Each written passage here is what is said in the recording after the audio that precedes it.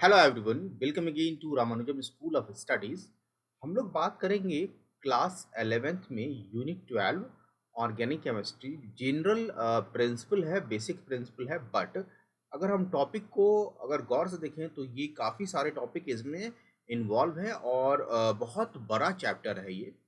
तो बेसिकली हम लोग क्या करेंगे कि ऑर्गेनिक केमिस्ट्री को समझने के लिए जो बेसिक कॉन्सेप्ट है उस कॉन्सेप्ट को समझेंगे। लेक्चर को डिवाइड कर देंगे 15 से 18 मिनट के, और सारे कॉन्सेप्ट को देखते हुए एक्सप्लेन करते हुए जो भी एनसीईआरटी का नोट्स बनेगा उस नोट्स को भी यहाँ पे हम लोग लिखेंगे।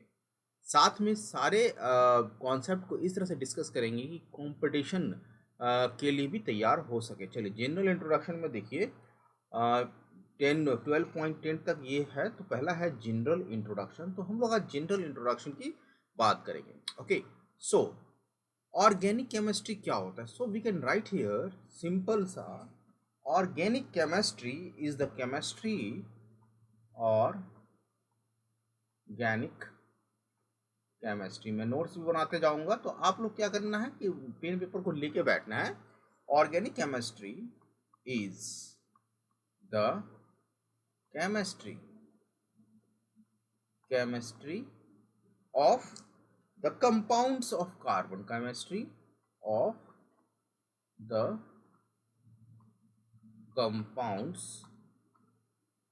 Of carbon. Okay, right. Carbon के कंपाउंड का जो रसायन होगा, डेट इज रसायन शास्त्र होगा, डेट इज जो केमिस्ट्री हम करेंगे उसे ऑर्गेनिक केमिस्ट्री कहेंगे। देखिए, ऑर्गेनिक केमिस्ट्री बेसिकली ये जो है नाम अभी भी थोड़ा सा इसमें इस ऑर्गेनिक केमिस्ट्री बोलने में थोड़ा सा ये लगता है कि क्या ये सही में ऑर्गेनिक केमिस्ट्री नाम सही है, क्योंकि पहले ये था कि केमिस्ट्री दो पार्ट में डिवाइड था। ठीक है, केमिस्ट्री के दो पार्ट थे। मैं यहाँ पे आपको समझाने की कोशिश करता हूँ। एक वो था जो कि वाइटल था। क्या था? वाइटल फोर्स से आता था, मतलब जिसमें लाइफ था। Okay, so based on the source हम लोग कहेंगे inorganic chemistry, in organic chemistry. ठीक है, और दूसरा है ऑर्गेनिक केमिस्ट्री, ऑर्गेनिक केमिस्ट्री। ठीक है, ऑर्गेनिक केमिस्ट्री जो है वो कंपाउंड इसमें हम डिस्कस करते थे जो कि वेजिटेबल वेजिटेबल ठीक है, या एनिमल एनिमल के सोर्स से प्राप्त होता था। समझे? वेजिटेबल के सोर्स, एनिमल के सोर्स से प्राप्त होता था। जैसे कि पेट्रोलियम से हमें प्राप्त होता था, पेट्रोलियम से प्राप्त होता, पेट्रोलियम से, और रॉक से, मतलब कार्बन जो है कार्बन से प्राप्त होता था, कोयला से प्राप्त होता था। कोयला क्या है? कोल क्या होता है कि जब हमारा ऑर्गेनिक सब्सटेंस, डेट इज पेड़ पौधे जब बहुत ही ज़्यादा प्रेशर में और बहुत ही अधिक टेम्परेचर पर रहते हैं तो वो कोयला में चल चेंज हो जाता है, पेट्रोलियम। तो ये जब जो सोर्स है ये बेसिकली लाइफ से आता है। ठीक है, और दूसरा इसमें है इनऑर्गेनिक केमिस्ट्री। तो इनऑर्गेनिक केमिस्ट्री का सोर्स क्या था? मिनरल था। ठीक है, मिनरल। तो ये कहा जाता था, इन मिनरल है था नहीं, तो ऑर्गेनिक केमिस्ट्री के लिए ये कहा जाता था कि ऑर्गेनिक केमिस्ट्री का जो कंपाउंड है वो जो है हमें या तो वेजिटेबल से मिल सकता है या एनिमल से मिल सकता है। तो ये जो है बर्जीलियस ने कहा था द सिंथेसिस ऑफ। देखिए, एक एक चीज हम लोग बात करेंगे। बर्जीलियस जो कि बहुत बड़े साइंटिस्ट थे 18th सेंचुरी के, बर्जीलियस नाम यहाँ पे मैं लिख रहा हूँ। अकॉर्डिंग टू बर्जिलियस, इन्होंने क्या किया? इन्होंने क्या कहा कि synthesis of compound with in the synthesis synthesis of organic compound, of organic compound, जो ऑर्गेनिक कंपाउंड का सिंथेसिस था within the plant and animal required some mysterious force within the plant and and animal require some mysterious force, require some mysterious force, ठीक है। और इसी force को क्या कहा गया कि वाइटल फोर्स थ्योरी। इसी थ्योरी को क्या कहा गया? Vital force theory. कहने का मतलब है कि जो भी ऑर्गेनिक कंपाउंड है एक मिस्टीरियस फोर्स से बनता है, और कहाँ से? इसका सोर्स क्या होगा? एनिमल या फिर प्लांट। तो ये वाइटल फोर्स थ्योरी है, ओके, अकॉर्डिंग टू बर्जीलियस। इसका मतलब क्या है कि जो ऑर्गेनिक कंपाउंड है can not be, organic compound cannot be prepared in laboratory, prepared in laboratory। Organic compound को लेबोरेटरी में बनाया नहीं जा सकता है, okay, but can only be isolated, but can only be isolated. कहाँ से आइसोलेट कर सकते हैं? From the plant, from the plant and animal. तो यही चीज था हमारा वाइटल फोर्स थ्योरी। लेकिन क्या हुआ? थ्रस्ट इसमें चेंजिंग कब आया? कि जब होलर, अब WOHLER, होलर, इन्होंने क्या किया कि ये चाह रहे थे कि एक कंपाउंड बनाए, ammonium cyanate. Ammonium cyanate compound बनाने की कोशिश कर रहे थे, अमोनियम साइनेट ये कंपाउंड बनाना चाह रहे थे।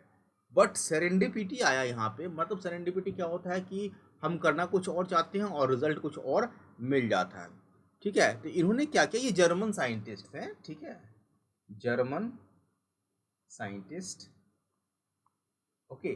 तो इन्होंने क्या किया कि इन्होंने जो है यूरिया जब बना रहे थे तो इन्होंने यूरिया, ये क्या किया? अमोनियम सल्फेट, अमोनियम NH4 का whole two sulphate, ammonium sulphate, okay. एक minute, wait a minute. Ammonium sulphate को हीट किया, किसके साथ? पोटेशियम साइनाइड के साथ, KCNO, ठीक है। तो इसको अगर हीट किया इन्होंने, तो जब हीट किया, बैलेंस करेंगे तो बैलेंसिंग भी कर लेंगे बाद में, तो इन्हें क्या मिला? अमोनियम सल्फेट NH4CNO, ठीक है, जो कि अनस्टेबल था। इसको हम कहेंगे अमोनियम साइनेट, अमोनियम साइनेट, ठीक है, ओके। सो बैलेंसिंग कर लेते हैं। सो यहाँ पे 2 से मल्टीप्लाई हो जाएगा और ये 2 हो जाएगा, अमोनियम साइनेट मिला, ठीक है। और ये जो अमोनियम सल्फेट है ये कैसा ओरिजिन है? दैट इज इनऑर्गेनिक कंपाउंड है। तो इसका जो सोर्स है मिनरल है, और KCNO ये भी हमारा जो है पोटेशियम साइनेट है। तो अब क्या हो गया कि ये जो मिला ये इनऑर्गेनिक कंपाउंड मिला, ammonium cyanate, inorganic compound, okay. तो इन्हें क्या चाहिए था? इनऑर्गेनिक कंपाउंड ही चाहिए था। लेकिन क्या हुआ कि हीटिंग के दौरान इसको हीट किया गया था, हीटिंग के दौरान क्या हो गया? रीअरेंजमेंट हो गया। क्या हो गया? रीअरेंजमेंट। और रीअरेंजमेंट से ये जो कंपाउंड है अमोनियम साइनेट, रीअरेंजमेंट होके एक कंपाउंड बनाया, डेट इज C+O। हम लोग इसके बारे में, स्ट्रक्चर के बारे में जानेंगे बाद में। यहाँ पे स्ट्रक्चर इस तरह से लिख लेते हैं जिससे कि NH2 आएगा यहाँ पे। सो NH2 और ये 2 मॉलिक्यूल मिलेगा। इसको हम लोग इस तरह से लिख सकते हैं, स्ट्रक्चरल फार्मूला में ना लिख के, अगर हम चाहें तो इसको ऐसे लिख सकते हैं कि हमें जो मिला 2NH2CONH2, ये कंपाउंड मिला। और ये जो कंपाउंड है ये बेसिकली यूरिया है। क्या है? यूरिया है। और यूरिया क्या होता है? ऑर्गेनिक कंपाउंड होता है, ओके। यूरिया क्या होता है? ऑर्गेनिक कंपाउंड होता है।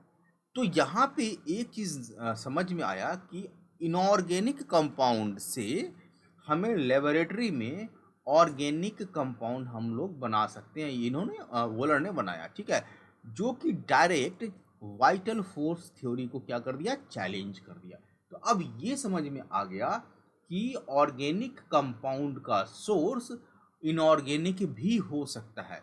इसलिए यहाँ पे वेजिटेबल, जैसे ऑर्गेनिक कंपाउंड है, ऑर्गेनिक वर्ड कैसे आया, ऑर्गन से आया, कि किसका ऑर्गन, तो लिविंग सब्सटेंस का ऑर्गन। सो यहाँ पे ये समझना होगा कि जो ऑर्गेनिक कंपाउंड है, ऑर्गेनिक जो वर्ड है, कहीं ना कहीं थोड़ा सा मिस्टीरियस है ऑर्गेनिक केमिस्ट्री के संदर्भ में। तो ये चीज़ समझ में आ गया होगा आपको कि ऑर्गेनिक केमिस्ट्री क्या है, chemistry of chemistry of compound, और इसका जो सोर्स है ये बेसिकली एनिमल सोर्स या फिर हमारा क्या आएगा, एनिमल सोर्स या फिर हमारा वेजिटेबल सोर्स आएगा। लेकिन जो वाइटल फोर्स थ्योरी है उसके हिसाब से ये सिर्फ और सिर्फ सोर्स से आ सकता है, लेबोरेटरी में नहीं बन सकता है। लेकिन हॉलर ने क्या किया, हॉलर ने इसे लेबोरेटरी में बना के बहुत जो है चैलेंजिंग कर दिया, मतलब एक विंडो खोल दिया कि हाँ ऑर्गेनिक केमिस्ट्री, ऑर्गेनिक कंपाउंड जो है लेबोरेटरी में भी बन सकता है, ठीक है। इसके बाद बहुत सारे साइंटिस्टों ने काम किया और बहुत सारे कंपाउंड को लेबोरेटरी में बनाना स्टार्ट किया। जैसे 1845 में कोल्बे ने क्या बनाया, इन्होंने बनाया एसिटिक एसिड, एसिटिक एसिड, ठीक है, किसमें, लेबोरेटरी में इन्होंने एसिटिक एसिड बनाया। तो इन्होंने क्या किया कि कार्बन का रिएक्शन हाइड्रोजन के साथ करवाया, बैलेंसिंग बाद में करेंगे। इलेक्ट्रिक आर्क, इलेक्ट्रिक करंट देखिए, इलेक्ट्रिक आर्क यहाँ पे लिख लेते हैं।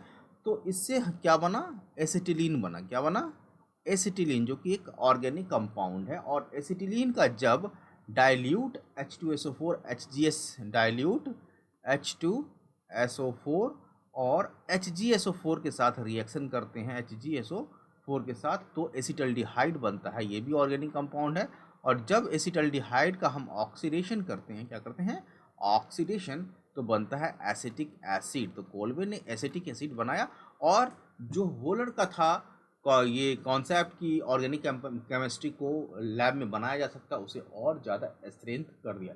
इसी तरह हैनेल देखिए कुछ थोड़ा सा ये चीज़ है, हैनेल डिस्कस कर लेते हैं। हैनेल 1828 में क्या बनाया था, इन्होंने इथाइल अल्कोहल बनाया था। देखिए एग्जामिनेशन पॉइंट ऑफ व्यू से ज़्यादा इंपॉर्टेंट तो नहीं है, बट इथाइल अल्कोहल बनाया था, ओके। तो इस तरह से ये चीज़ समझ में आ गया कि अब ऑर्गेनिक कंपाउंड जो है लेबोरेटरी में भी बन सकता है। और इस तरह से वाइटल फोर्स थ्योरी क्या हो गया, वीक हो गया, वाइटल फोर्स थ्योरी क्या हो गया, वीक हो गया, क्योंकि अब जो है ऑर्गेनिक केमिस्ट्री, ऑर्गेनिक कंपाउंड को इसमें बनाया सकता था लेबोरेटरी में, और इसको डायरेक्ट ये चैलेंज कर दिया। इसके बाद ये कंप्लीटली डिस्कार्ड हो गया, ठीक है, डिस्कार्डेड, डिस्कार्डेड। तो अब समझ में आ गया होगा, कार्डेड, ओके। नाउ अब हम बात करते हैं, जैसा कि हम लोगों ने सबसे पहले लाइन में लिखा, organic chemistry is the chemistry of, यहाँ पे कार्बन कंपाउंड। तो जितने भी, ऐसा नहीं है कि सारे कंपाउंड जो कार्बन के होंगे वो ऑर्गेनिक केमिस्ट्री के होंगे। जैसे कार्बन डाइऑक्साइड, ये कार्बन डाइऑक्साइड जो है ऑर्गेनिक कंपाउंड नहीं है, ठीक है। तो बहुत सारे कंपाउंड है जिसमें जो है कार्बन है, बट वो ऑर्गेनिक कंपाउंड नहीं। बट जो मेजर है वो, और कंपाउंड जो है कार्बन का, वो ऑर्गेनिक केमिस्ट्री में आता है, ठीक है।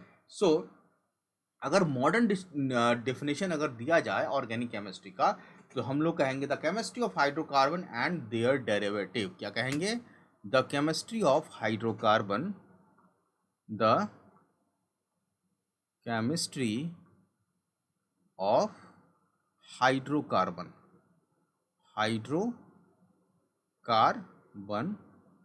And hydrocarbons and their derivative, their derivative. तो आगे आने वाले क्लास में हम लोग सारा कुछ देखेंगे कि हाइड्रोकार्बन क्या होता है। हाइड्रोकार्बन ऑर्गेनिक कंपाउंड होता है जिसमें कार्बन और हाइड्रोजन होता है, ओके। और इसके डेरिवेटिव, डेरिवेटिव TIVE होगा। तो ये जो होगा केमिस्ट्री ऑफ हाइड्रोकार्बन, ये हमारा, और उसका डेरिवेटिव का जो स्टडी होगा, डैट इज ऑर्गेनिक केमिस्ट्री। तो आई होप यहाँ तक आपको समझ में आ गया होगा, ठीक है। इसके बाद हम लोग देखेंगे कि कार्बन के कंपाउंड को हम ऑर्गेनिक केमिस्ट्री और बहुत लार्ज अमाउंट में जो कार्बन है कंपाउंड बनाता है, क्यों बनाता है, that is we will discuss in the next lecture tetravalency of carbon. Tetravalency valency of carbon. तो आप लोग क्लास 10th में भी इसको इस टेट्रावैलेंसी ऑफ कार्बन को पढ़े होंगे। इसी चीज़ को हम लोग फिर से डिस्कस करेंगे। ओके, तो आज के लिए इतना ही रखते हैं, मिलते हैं नेक्स्ट लेक्चर में। काफ़ी लंबा ये बहुत सारे इसमें पार्ट्स आएंगे लेक्चर के, कोई बात नहीं। तो आपको सब कुछ समझ में आएगा। अगर कहीं पे भी कोई दिक्कत होता है तो प्लीज़ कमेंट बॉक्स में ज़रूर बताएं। तो आज के लिए हम लोग इतना ही रखते हैं। वीडियो जैसा भी लगा हो, अच्छा लगा हो तो ज़रूर कमेंट कीजिए, लाइक कीजिए, शेयर कीजिए। आज के लिए इतना ही। Have a nice day. जय हिंद।